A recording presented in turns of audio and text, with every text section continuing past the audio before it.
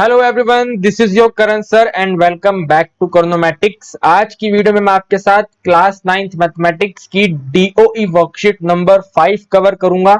एकदम basic level से आपको हर एक चीज एक्सप्लेन करूंगा।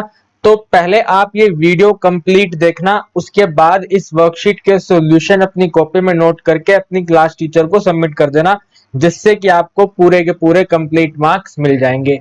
तो भाई सबसे पहले तो देखो क्वेश्चन, ये वर्कशीट है किसके ऊपर? ये वर्कशीट रैशनल नंबर और इररेशनल नंबर के ऊपर है। और रैशनल नंबर होते हैं फ्रैक्शन नंबर। भाई रैशनल नंबर होते हैं जो फ्रैक्शन नंबर होते हैं।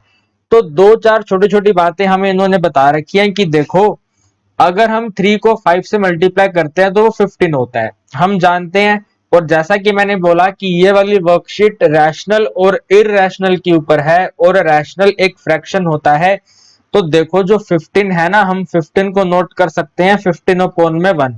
तो 15 अपॉन में 1 अब एक रैशनल नंबर है क्योंकि वो एक फ्रैक्शन है। तो वही इन्होंने यहाँ पे लिखा हुआ है कि 15 3 इंटू 5 15 है, और उनका मल्टीप्लाई 15 होने की वजह से 15 है एक रैशनल नंबर। उसके बाद इसी तरह 1.2 को 3 से मल्टीप्लाई करके दिखाया गया, जिसका आंसर है 3.6। आपको बताना है कि 3.6 कैसा नंबर है। आपको बस अपनी कॉपी में, रफ वाली कॉपी में ये लिखना है कि रैशनल नंबर का मतलब होता है फ्रैक्शन नंबर। जो फ्रैक्शन होती है वो रैशनल होता है। तो देखो यार, ये 3.6 है। 3.6 का पॉइंट रिमूव करोगे तो आपके पास आ जाएगा 36/10। भाई एक ही तो डिजिट है ना पॉइंट के बाद, तो एक जीरो आएगा। तो 36/10 ये भी फ्रैक्शन है। और अगर ये फ्रैक्शन है तो ये भी क्या है? एक रैशनल नंबर है। तो इस वाले ब्लैंक में रैशनल नंबर आएगा। इसी तरह अगर हम 5.3 को 8 से मल्टीप्लाई करेंगे, ये बना 42.4। भाई 42.4 को भी आप कन्वर्ट कर लो ऐसे करके। 42.4, ये पॉइंट रिमूव करेंगे, इसके डिनोमिनेटर में 10 आएगा, क्योंकि इसमें भी पॉइंट के बाद एक ही डिजिट थी। तो आंसर बनेगा 424/10। और क्योंकि अब ये एक फ्रैक्शन है तो हम यहाँ पे बोलेंगे ये भी एक रैशनल है। आगे बोला जा रहा है, फोर्थ वाले पार्ट में बताया गया कि अगर आप 32 को 2 से डिवाइड करेंगे तो आपका आंसर 16 आएगा। और हम जानते हैं कि हम 16 को 16/1 लिख सकते हैं, और इसको अगर 16/1 लिख सकते हैं तो ये एक फ्रैक्शन है। और अगर ये फ्रैक्शन है तो यहाँ पे लिखेंगे 16 इज रैशनल नंबर। 16 क्या है? एक रैशनल नंबर है। उसके बाद 4.2 को अगर 3 से डिवाइड करेंगे तो यहाँ पे इन्होंने आंसर लिखा हुआ है 1.4। भाई 4.2 को 3 पे डिवाइड करने पे आंसर आता है 1.4।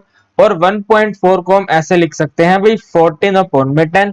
हमने पॉइंट रिमूव करा तो पॉइंट के बाद एक डिजिट था तो अपॉन में 10 आ गया। तो 14 अपॉन क्या है? ये भी एक फ्रैक्शन है, और फ्रैक्शन एक रैशनल नंबर होता है। तो हम यहाँ पे लिखेंगे भाई जो 14/10 है वो भी एक रैशनल नंबर है। ये वाला हमने फर्स्ट वाले क्वेश्चन में जो फिलअप थे वो कंप्लीट कर लिए। इसके बाद छोटी सी यहाँ पे आपको मल्टीप्लीकेशंस करके दिखाई गई है। ठीक है, देखो सबसे पहले क्या दिखाया गया, मैं थोड़ा बड़ा करता हूँ इसको। देखो सबसे पहले हमें √2 और √3 को मल्टीप्लाई करके दिखाया हुआ है। तो उन्होंने क्या करा, सबसे पहले तो भाई रूट को रूट रहने दिया, और इस वाले 2 और इस वाले 3 को मल्टीप्लाई करा। तो 2 इंटू 3 होता है 6, तो इसका आंसर आ गया √6। अब यार देखो, √6 को ना हम फ्रैक्शन में नोट नहीं कर सकते। एक बार मेरे साथ बोलो आप भी, √6 को या किसी भी रूट वाले नंबर को हम फ्रैक्शन में नोट नहीं कर सकते। और अगर इसको फ्रैक्शन में नोट नहीं कर सकते तो अब ये रैशनल नहीं होगा। और अगर ये रैशनल नहीं होगा तो क्या होगा? ये एक इररेशनल नंबर होगा। आप यहाँ पे देख सकते हैं इन्होंने लिखा हुआ है जो √6 है वो एक इररेशनल नंबर है, क्योंकि हम इसको फ्रैक्शन में नोट नहीं कर सकते। उसके बाद यहाँ पे देखो, √2 को मल्टीप्लाई करेंगे √2 से, तो भाई सबसे पहले तो ऐसे करके रूट आएगा। फिर 2 और 2 को मल्टीप्लाई करेंगे। ऊपर देखो 2 को 3 से मल्टीप्लाई करा था तो 6 आंसर बना था। यहाँ पे 2 को 2 से मल्टीप्लाई करना है। सेम सेम नंबर मल्टीप्लाई हो रहे हैं। तो जब सेम सेम नंबर मल्टीप्लाई होते हैं ना, तो उनके ऊपर से रूट कैंसिल हो जाता है। जब सेम सेम नंबर मल्टीप्लाई होते हैं तो रूट हमारा कैंसिल हो जाता है। आप इसको अपनी कॉपी में नोट कर लेना। ठीक है, एक दूसरा एग्जाम्पल हम कंसिडर करते हैं। अगर हमें रूट में 3 को 3 से मल्टीप्लाई करना है तो इसका आंसर 3 बनेगा, क्योंकि रूट में सेम नंबर है और सेम नंबर का रूट कैंसिल हो जाता है, तो आंसर हो गया 3। इसी तरह अगर मैं आपसे पूछूं कि भाई 4 को 3 से मल्टीप्लाई करने पे आंसर क्या बनेगा, तो क्योंकि 4 और 3 सेम सेम नहीं है तो हमारा आंसर इस बार रूट की टर्म्स में ही आएगा, और इसको रूट की टर्म्स में क्या लिखेंगे, रूट ऑफ 12 लिखेंगे। यानी कि आपको अपनी कॉपी में एक बात नोट करनी है कि अगर रूट के अंदर दो नंबर सेम है तो उनपे से रूट गायब हो जाएगा। वही इन्होंने यहाँ पे इंग्लिश में लिखा हुआ है, numbers in pair will come out of the square root. अगर रूट के अंदर दो नंबर सेम है तो उन पे से रूट कैंसिल हो जाता है, तो हमारा आंसर सिंपल सिंपल बनेगा इसका 2। और 2 क्या होता है भाई, 2 एक रैशनल नंबर होता है, राइट। 2 क्या होता है, एक रैशनल नंबर होता है। इसी तरह यहाँ पे देखो, रूट 3 को मल्टीप्लाई करना है रूट 8 से, तो पहले तो लिखा हुआ है रूट ऑफ 3 मल्टीप्लाई 8। फिर इन्होंने क्या करा, 8 को लिखा है 2 मल्टीप्लाई 2 मल्टीप्लाई 2। अब ये कैसे आया, तो भाई 8 के फैक्टर बनाए। 8 को सबसे पहले 2 पे डिवाइड करा, 4 पे चला गया, फिर 2 पे डिवाइड करा, 2 पे चला गया, फिर 2 पे डिवाइड करा, 1 पे आ गया। तो 2 मल्टीप्लाई 2 मल्टीप्लाई 2, वही उन्होंने यहाँ पे लिख दिया 2 मल्टीप्लाई 2 मल्टीप्लाई 2। थोड़ा शॉर्टकट मार देते हैं ना, कोई दिक्कत नहीं है, मैंने आपको एक्सप्लेन कर दिया, ठीक है। 2 मल्टीप्लाई 2 मल्टीप्लाई 2 करके ये वैल्यू बनी है, राइट। अब याद करो, मैंने आपको बताया कि अगर दो नंबर सेम होते हैं तो वो रूट कैंसिल कर देते हैं। तो यहाँ पे देखो, ये दो नंबर सेम है ना, 2 और 2 सेम सेम है, तो इनके ऊपर से रूट कैंसिल हो जाएगा और ये वाला जो 2 है ये बाहर आ जाएगा। तो देखो, इस वाले को हमने बाहर लिखा यहाँ पे 2 करके, और बाकी के जो दो रिमेनिंग नंबर थे उनको मल्टीप्लाई करा। तो 3 को 2 से मल्टीप्लाई करेंगे 6 आएगा, तो फाइनल आंसर बनेगा 2√6। और क्योंकि 2√6 में रूट वाला कंपोनेंट है तो ये एक इररेशनल नंबर है, तो इसके फिलिंग द ब्लैंक्स में आएगा यहाँ पे इररेशनल नंबर। इसी तरह यहाँ पे देखो, फोर्थ नंबर जो है, भाई फोर्थ नंबर ना बहुत आसान है, ब्रैकेट्स में मल्टीप्लाई करना है। रूट 3 को 2 से मल्टीप्लाई करना है, तो भाई रूट 3 पहले इससे मल्टीप्लाई होगा, जैसे कि इन्होंने एरो बना के दिया हुआ है। रूट 3 को 2 से मल्टीप्लाई करेंगे तो यहाँ पे लिख दिया 2 मल्टीप्लाई रूट 3। फिर रूट 3 को रूट 5 से मल्टीप्लाई करेंगे, यहाँ पे लिख दिया रूट 5 मल्टीप्लाई रूट 3। भाई 2 को रूट 3 से मल्टीप्लाई करेंगे तो मल्टीप्लाई होगा नहीं, सिंपल सिंपल 2√3 ही रहेगा। उसके बाद दो दो रूट हैं तो भाई एक रूट में कन्वर्ट होगा और 3 into 5 हो जाएगा। 3 और 5 अलग अलग सेपरेट सेपरेट नंबर हैं, तो 3 into 5 15 बन जाएगा। 15 बोले तो √15 बनेगा, क्योंकि सेम सेम नंबर तो थे नहीं। अगर सेम नंबर होता तो रूट कैंसिल हो जाता, लेकिन सेम नंबर नहीं है तो आंसर आएगा इसका √15। तो देखो भाई, इसके अंदर तो दो दो रूट इन्वॉल्व है, और अगर इसमें दो दो रूट इन्वॉल्व है तो ये क्या है, this is also a irrational number. Very very basic, ठीक है। इसके बाद फिफ्थ पॉइंट देखो, रूट 2 को 3 से मल्टीप्लाई करेंगे तो यहाँ पे लिख दिया √2 मल्टीप्लाई 3। फिर रूट 2 को 5 से मल्टीप्लाई करेंगे, यहाँ पे लिख दिया √2 into √5। फिर रूट 3 को 3 से मल्टीप्लाई करेंगे, यहाँ पे लिख दिया 3 into √3। फिर रूट 3 को √5 से मल्टीप्लाई करेंगे, यहाँ पे लिख दिया √3 मल्टीप्लाई √5। अब आप ये चेक करो, क्या रूट में सेम सेम टर्म्स हैं। अगर रूट में सेम सेम टर्म्स हैं तो हम उसको कैंसिल कर देंगे, रूट को रिमूव कर देंगे, वो नंबर हमारा आंसर होगा। तो जरा ध्यान से देखो भाई, सबसे पहले 3 और √2 था तो वो सेम रहेगा। देन 2 into 5 है तो वो 10 हो गया, सेम सेम नंबर नहीं थे तो मल्टीप्लाई होके 10 हो गया। उसके बाद यहाँ पे 3√3 है तो वो सेम रहेगा। इसके बाद √3 into 5 करेंगे तो 15 बनेगा, सेम नंबर नहीं है तो वो 3√15 आ गया। तो इसका जो आंसर है वो क्या आ गया भाई, ये वाला आंसर आ गया। This is the final answer. और अगर आपने हमारी फोर्थ नंबर वाली वर्कशीट देखी है तो आपने उसमें सीखा होगा कि हम इन वाले रूट वाले नंबर को ऐड नहीं कर सकते और ना ही सब्ट्रैक्ट कर सकते, क्योंकि ये लाइक टर्म्स नहीं है। आपको याद है ना, मैंने आपको सिखाया था ट्रायंगल ट्रायंगल है तो ऐड हो जाएगा, स्टार स्टार है तो ऐड हो जाएगा, लेकिन ट्रायंगल और स्टार है तो ऐड नहीं होगा। तो ये वाला ऐड नहीं हो सकता। यहाँ पे लिखेंगे ये भी एक इररेशनल नंबर है, क्योंकि इसके अंदर बहुत सारे रूट वाले नंबर हैं। रूट वाले नंबर बेसिकली इररेशनल नंबर होते हैं, ठीक है भाई। फिर जरा डिवीजन देखो, डिवीजन कैसे करी इन्होंने यार, 3√3 को √3 से डिवाइड करा, तो इन्होंने ऐसे लिखा है इसको 3√3 अपॉन में √3, ठीक है। फिर इन्होंने ऐसे लिखा है इसको 3 मल्टीप्लाई बाय जो रूट है ना, ये रूट ऐसे आ जाएगा, पूरे के ऊपर चला जाएगा, और फिर 3/3। 3/3 को कट करेंगे तो वैल्यू बनेगी 1। भाई वैल्यू कितनी बनेगी, 1 बनेगी। 1 बनने का मतलब है आपका आंसर कितना आएगा, 3√1 आएगा। 3√1 में √1 का मतलब 1 होता है, तो हम इसको लिखेंगे भाई, हमारा आंसर होगा 3 × 1 1 यानी कि 3। और 3 को हम 3/1 लिख सकते हैं, और क्योंकि इसको 3/1 लिख सकते हैं तो अब ये एक रैशनल नंबर है। 3/1 इज रैशनल नंबर। ठीक है, देखो यहाँ पे ये 3 है, 3 को 3/1 नोट कर सकते हैं, तो ये एक रैशनल नंबर है। इसी तरह आप यहाँ पे इसका 7th पार्ट देखो, √10 को √2 से डिवाइड करना है। भाई √10 को √2 से डिवाइड करना है, तो आप ऐसे लिख दो इसको, √10 अपॉन में √2, ये बना 2 1 2, 2 5 10। आप इसको लिख सकते हैं √5, क्योंकि √1 लिखने की नीड नहीं होती, तो हमारा आंसर आएगा √5। और क्योंकि ये अब एक रूट वाला नंबर है, तो रूट वाला नंबर कैसा नंबर होता है? शाबाश, इर्रेशनल नंबर होता है। रूट वाले नंबर कैसे नंबर होते हैं? इर्रेशनल नंबर होते हैं। क्यों होते हैं सर? क्योंकि रूट वाले नंबर्स को फ्रैक्शन में नोट नहीं कर सकते। फिर इसके बाद आपको अब ये टोटल 3 क्वेश्चन की प्रैक्टिस करनी है और आंसर बताना है। तो बहुत ही सिंपल है ये वाला। पहला क्वेश्चन लिखा हुआ है, can we get an irrational number? क्या हमें इर्रेशनल नंबर मिलेगा जब हम दो रैशनल नंबर को मल्टीप्लाई करेंगे? भाई देखो मेरे दोस्तों, रैशनल नंबर होती है फ्रैक्शन।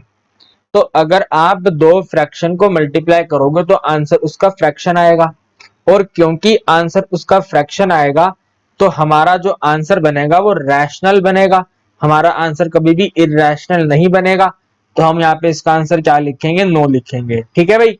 सेकंड क्वेश्चन कहता है, can we get a rational number? क्या हमें रैशनल नंबर मिल सकता है जब हम दो इरैशनल नंबर को मल्टीप्लाई करें? तो इस वाले क्वेश्चन का आंसर यस भी हो सकता है और नो भी हो सकता है। ठीक है, तो हम यहाँ पे दोनों लिखेंगे यस, इसका आंसर रैशनल हो सकता है, क्योंकि हम जब √2 को √2 से मल्टीप्लाई करेंगे तो इसका आंसर 2 होगा और वो रैशनल होगा। एंड हम इसका आंसर नो भी लिखेंगे, दोनों आंसर आएंगे इसके, नो भी लिखेंगे, क्योंकि हम जब √2 को मल्टीप्लाई करेंगे √3 से, दोनों नंबर अलग अलग नंबर हैं, तो हमारा आंसर बनेगा √2 × 3, और √2 × 3 का मतलब होता है √6, और √6 एक इररेशनल नंबर होता है। तो इसके सेकंड वाले पार्ट के दो आंसर आएंगे, यस लिखेंगे तो अलग एग्जाम्पल आएगा, नो लिखेंगे तो अलग एग्जाम्पल आएगा। तो आपको अपनी कॉपी में ये दोनों नोट करने हैं। इसके बाद थर्ड में बोला जा रहा है सोल्व करिए। तो हमें ए पार्ट में 10 और 5 के रूट को मल्टीप्लाई करना है। भाई बहुत ज्यादा सिंपल है, बहुत ज्यादा सिंपल। आप क्या करेंगे? तो देखो, हम थर्ड नंबर क्वेश्चन इस ब्लैंक शीट पे करेंगे, और अगर आप बोलेंगे तो मैं ये वाला ब्लैंक शीट आपको शेयर कर दूंगा। तो थर्ड वाले क्वेश्चन का फर्स्ट पार्ट बोला गया था, हमें √10 को मल्टीप्लाई करना है √5 से। भाई आप देखो, जो इसके अंदर 10 है ना, वो बहुत बड़ा नंबर है। तो हम क्या करेंगे? पहले यहाँ पे 10 के फैक्टर बनाएंगे। जब 10 के फैक्टर बनाएंगे तो सबसे पहले 2 पे डिवाइड होगा, 2 5 10। उसके बाद ये 5 पे डिवाइड होगा, 5 1 5। यानी कि इस वाले 10 को हम लिखेंगे √2 मल्टीप्लाई बाय 5, और फिर मल्टीप्लाई का साइन, और ऊपर से √5 से दो दो रूट है, तो हम इसको ऐसे लिख सकते हैं, पहले ये वाला 2 लिखेंगे यहाँ पर, फिर ये वाला 5 लिखेंगे यहाँ पर, फिर ये वाला 5 लिखेंगे।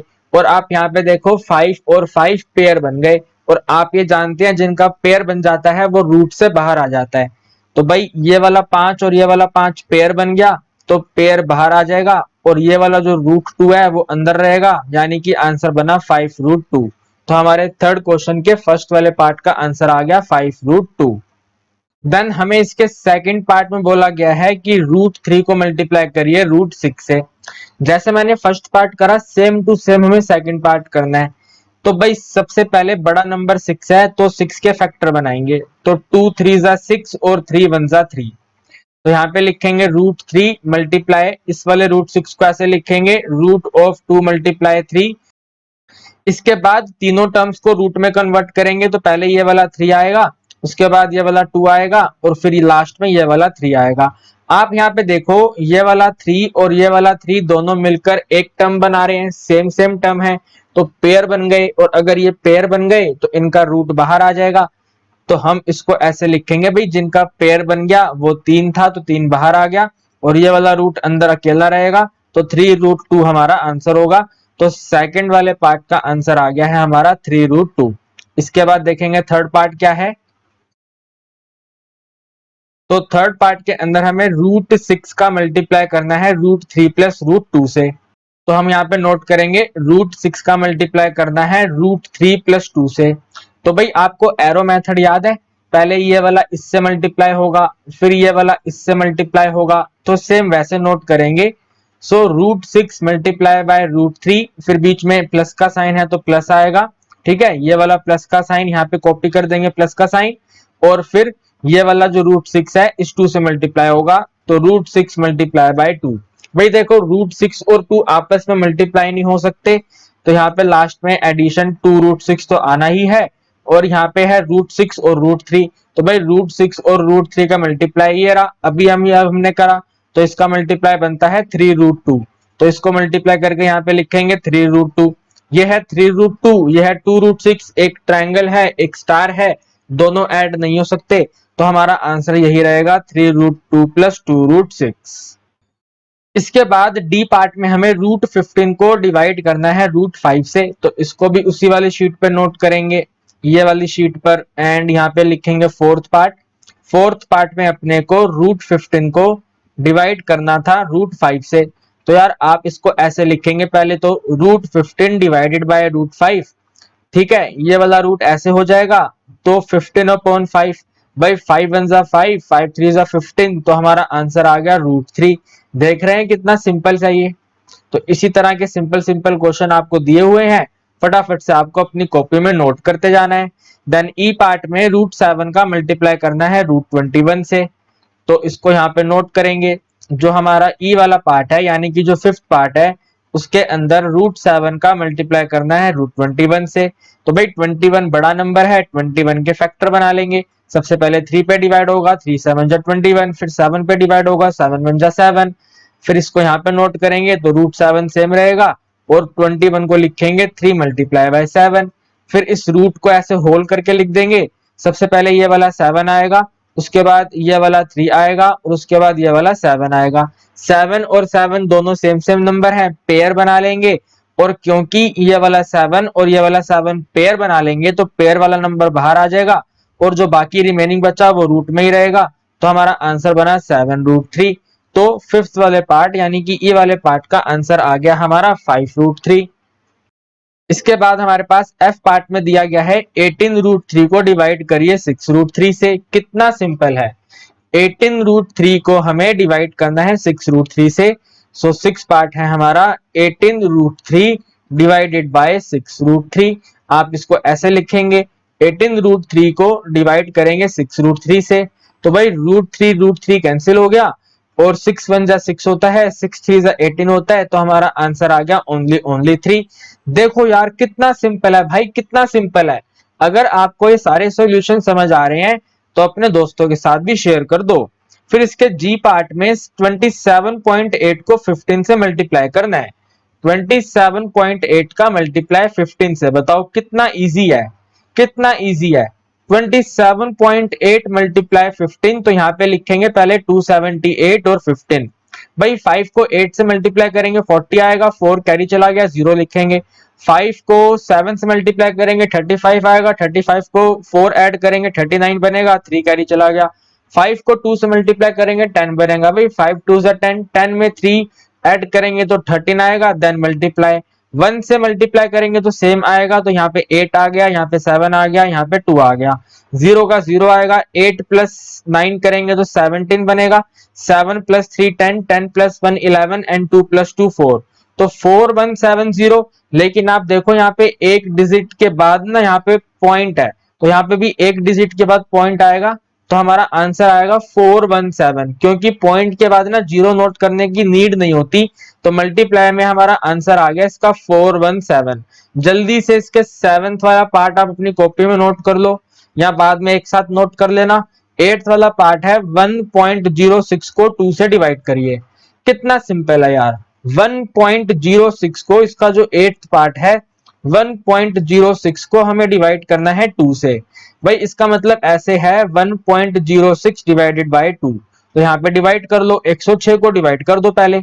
सबसे पहले 2 पे डिवाइड करेंगे तो 5 पे आएगा, 2 5 जा 10, सब्ट्रैक्ट करेंगे, ऊपर से नोट करेंगे 6, देन 3 पे जाएगा, 2 3 जा 6, इसको सब्ट्रैक्ट करेंगे, यहाँ पे आ गया 0, यानी कि जो इसका आंसर बना ना वो बना 53।